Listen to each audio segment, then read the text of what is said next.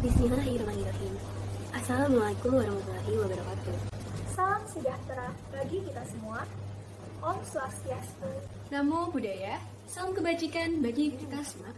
Perkenalkan, kami siswa dari Seman 2 Jakarta yang akan berperan sebagai tim kontra untuk menanggapi mosi pelaksanaan pembelajaran jarak jauh pasca pandemi. Saya Shanatania selaku pembicara pertama yang akan membawakan pengertian, latar belakang, urgensi, justifikasi, serta landasan yuridis. Kemudian saya Ciko Adenan sebagai pembicara kedua yang akan membawakan argumen dari sisi karakteristik murid serta dampak-dampak PJJ. Dan yang terakhir Jennifer Jaukar sebagai pembicara ketiga yang akan membawakan argumen dari sisi peran pemerintah serta menyimpulkan perdebatan kita pada kali ini. Sekali lagi saya ucapkan terima kasih atas waktu dan perhatiannya. Selamat menyaksikan. Dewan juri yang terhormat, pertama-tama saya akan menjelaskan apa itu PJJ. PJJ atau pembelajaran jarak jauh merupakan suatu sistem pembelajaran yang dilaksanakan untuk mengurangi angka penyebaran COVID-19. PJJ ini dilakukan di rumah masing-masing siswa dengan menggunakan aplikasi tertentu seperti Zoom, Google Meet, ataupun Google Classroom. PJJ ini juga dilakukan tanpa adanya kontak fisik, sehingga guru dan siswa hanya dapat berinteraksi secara online saja.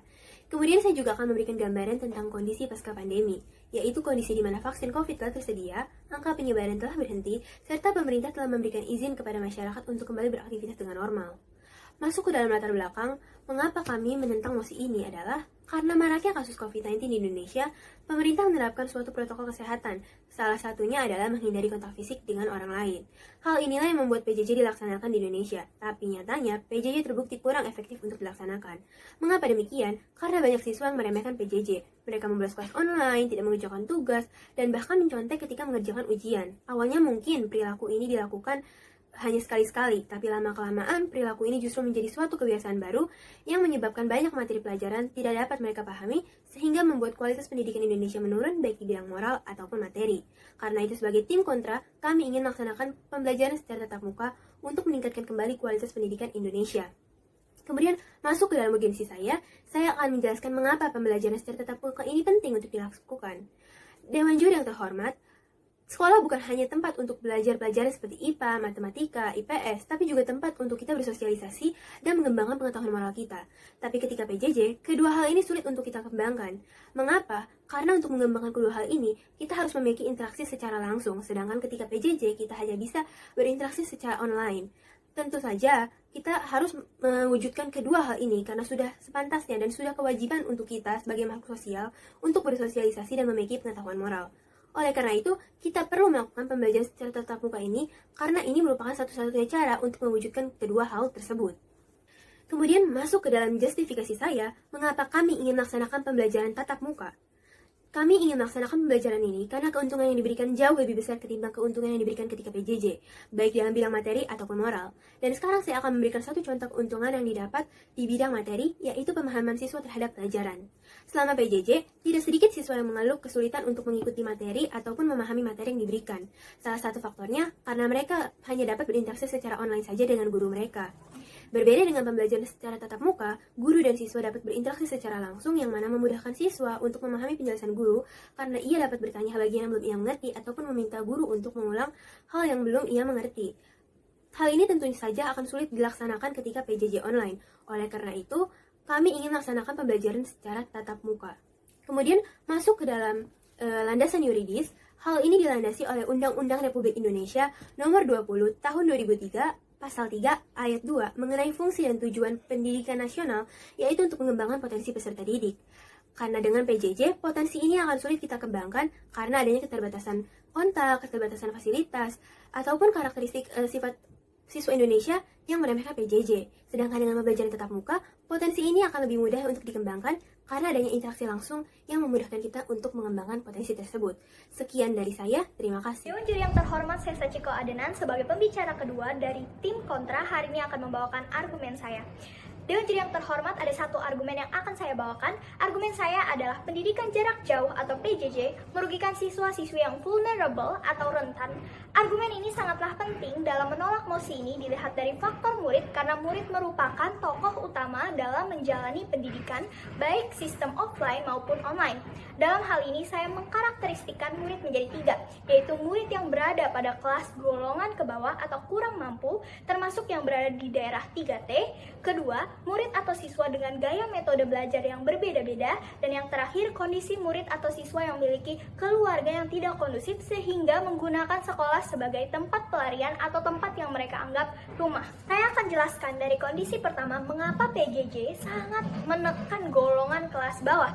Pertama, karena mereka tidak memiliki fasilitas lengkap, dipaksa harus memiliki alat elektronik seperti handphone, laptop, tablet, dan alat penghubung seperti wifi, kuota yang memang cakupannya terbatas bagi mereka dari segi ekonomi yang tidak mampu membeli, hingga dalam pelaksanaan pendidikan jarak jauh akan membuat kesentimpangan bagi mereka yang berada di golongan atas dan golongan bawah. Kondisi kedua, mereka yang punya gaya belajar yang berbeda-beda, terutama bagi mereka yang harus mendengar, melihat, dan gerak secara langsung, sangat dirugikan. Mengapa? Karena mereka akan stres dengan gaya belajar yang berubah drastis. Salah satu faktor dari kondisi guru yang terbilang kurang paham akan teknologi yang akhirnya hanya memberikan banyak tugas atau materi, jadi murid tidak mengerti. Jika pendidikan jarak jauh pasca pandemi masih dilakukan, ini akan menimbulkan dampak besar yang terjadi dalam jangka panjang. Misalnya seperti anak SMA, mereka tidak bisa mendapatkan ilmu yang cukup, maka mereka tidak bisa masuk ke PTN ataupun universitas yang mereka impikan lagi. Untuk anak SD, SMP, harus mengulang 1 tahun lagi, bahkan harus berhenti. Ya, bayangkan Dewan Juri, apakah kita akan tetap melakukan pendidikan jarak jauh yang padahal kondisi sudah memungkinkan dan aman? Untuk membuktikan argumen saya, maka saya akan memberikan data-data dari hasil survei UNICEF yang dilansir dalam kompas.com yang dilaksanakan pada 18-29 Mei 2020 dan 5-8 Juni 2020 dengan respon sebanyak 4.000 tanggapan dari siswa di 34 provinsi dari berbagai jenjang dengan hasil sebanyak 66% siswa tidak nyaman mengikuti PJJ. Juga dilansir dari IMC News ID mengutip bahwa KPAI menyatakan banyak anak yang stres dan putus sekolah selama PJJ daring. Apakah setelah melihat begitu banyak bukti, kita akan tetap melaksanakan pendidikan jarak jauh yang padahal banyak sekali dampak buruk yang terjadi? Oleh karena itu, saya menolak mosi ini dan menginginkan anak-anak kembali ke sekolah tatap muka langsung pasca pandemi karena hal eksklusif sudah jelas ada dan kerugian jangka panjang yang disebabkan PJJ tidak akan terjadi. Sekian dari saya sebagai pembicara kedua. Terima kasih. Sebelumnya, pembicara pertama dan kedua kami sudah membawakan mengenai aspek KBM secara tatap muka dan karakteristik murid. Sekarang, saya sebagai pembicara ketiga akan membawakan argumen dari sisi peran pemerintah serta kesimpulan dari tim kontra. Mengapa peran pemerintah berpengaruh besar dalam pelaksanaan KBM secara tatap muka? Dan juri yang terhormat, perlu kita sadari bahwa hanya pemerintahlah yang menjadi niscaya atau motor penggerak dalam pembangunan sumber daya manusia lewat langkah pendidikan nasional itu sendiri. Alasannya, jika pemerintah memberikan izin KBM secara tatap muka, pemberian hak-hak berupa kualitas belajar mengajar akan lebih efektif. Hak-hak ini dicermati dari Undang-Undang Republik Indonesia Nomor 20 Tahun 2003, Pasal 12 Ayat 1, di mana bahwasannya mendapatkan pelayanan pendidikan, agama, bakat minat, dan kemampuan, serta beasiswa, biaya pendidikan, dan mengenai program pendidikan. Sebelumnya, mari kita ambil contoh dari fasilitas biaya pendidikan bagi orang tuanya yang tidak mampu atau bahkan yang mampu. Walaupun layanan internet dan pendidikan berbayar ditanggung oleh pemerintah saat PJJ, namun hal ini justru tidak maksimal dikarenakan media dan kondisi tiap peserta didik yang berbeda. Tetapi dengan KBM langsung, fasilitas yang tersedia terdapat di sekolah sehingga kesempatan merasakan fasilitas tersebut akan sama. Sebab itu, peran pemerintah memaksimalkan peran pemberian hak dan izin pelaksanaan KBM secara langsung akan membuat potensi yang ada berkembang baik dan merata. Dewan Juri yang terhormat, berpindah pada kesimpulan perdebatan kali ini, tim pro dan kontra mempunyai tujuan yang sama, yaitu meningkatkan kualitas pendidikan di Indonesia. Tapi perdebatan pada kali ini tertumpu pada manakah proses belajar mengajar yang akan lebih efektif untuk mencapai hal yang sama. Tim pro menawarkan dengan sistem PJJ, di mana KBM yang ditawarkan dalam jaringan. Terbukti poin ini justru memperparah kualitas pendidikan, ketimpangan sosial, dan efek panjang yang yaitu berkelanjutannya masa depan Indonesia. Sebab itu, tim kontra menawarkan KBM secara langsung pasca pandemi yang lebih baik pada proses dan hasil pembelajarannya, sehingga keefektifan dapat terwujud. Tak hanya itu, dengan peran pemerintah dalam pelaksanaannya yang maksimal akan menjadikan hak pendidikan semakin bermutu dan merata. Dan kemudian kesenjangan sosial akan berkurang dan tentunya lebih sejahtera. Maka dari itu, apabila semua poin ini dilaksanakan ke depannya, saat pasca pandemi, bangsa Indonesia mampu menjadi proaktif dalam menjawab tantangan zaman yang selalu berubah.